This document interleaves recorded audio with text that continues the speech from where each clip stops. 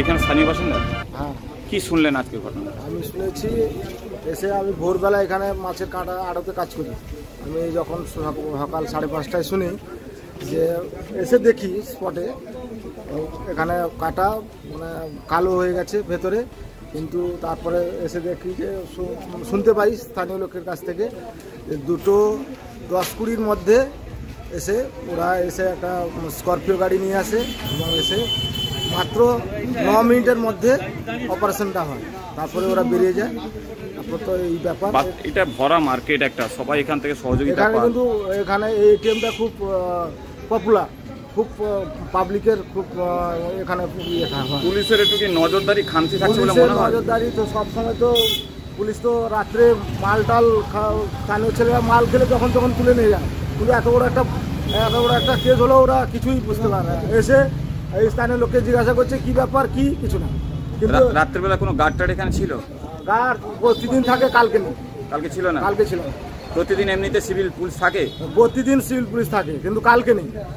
এবং স্থানীয় কোথায় বাঁধের উপর কে মাল খাচ্ছে, ওখানে কোথায় কি করছে ওরা এসে ধরে, কিন্তু এত বড় কেস হলো ওদের কোনো ইয়ে নেই। এই এটিএম কতটা সুবিধা হতো আপনাদের থাকার পরে? এটিএমটা আমাদের খুব এখানে আর স্থানীয় লোকের খুব সুবিধা, ব্যবসায়ী লোকের খুব সুবিধা, এবং এটিএমটা খুব ভালোই এখানে রমরমাভাবে চলে। আমাকে এখানে পার্মানেন্ট একটা দাবি করছেন যে স্থানীয় পুলিশ যাতে কোনো কন্টিনিউ ডিউটি থাকে? পার্মানেন্ট এখানে যেন পুলিশ করে, কিন্তু সবসময় তো পুলিশ দেখি ঘুরে, কিন্তু আসল কাজটা হচ্ছে কোথায়? আসল কাজ ওরা কোনোদিন করতে পারে না, এইসব করে ঘুরে করে। কোথায় কে মাল খাচ্ছে তাকে তুলে নিয়ে যাবো, কোথায় কে এখানে হয়ে যাচ্ছে। আপনার দোকানও তো চুরি হতে পারতো, কতটা সমস্যার মধ্যে থাকতে হচ্ছে? বা প্রচণ্ড সমস্যা, কিন্তু বুঝছে কি পুলিশের নজরদারির দিকে আসে? এখানে এটিএমে থাকে না, এটিএমে থাকে না। নাইটে টহলদারি দেয় পুলিশ? নাইটে টহলদারি এইগুলো দেয় না, আমাদের নাইট গার্ড আছে, নিয়ে এসো সে দেয়। আপনি বালিশাই নাইট গার্ডও আছে? হ্যাঁ আছে। সেই কালকে ছিল না? থাকলে ও তো 9 মিনিটের সময় নিয়েছে, যেহেতু ওই সময় তো এত বড় এরিয়া তাকে কভার করতে হয়, তো সম্ভব হয়।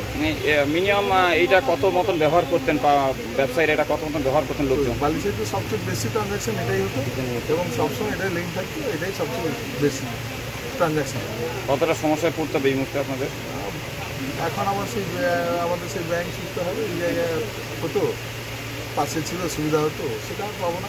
কী নাম আপনার? আমার নাম সত্যব্রত জানা, এইখানকার স্থানীয় বাসিন্দা।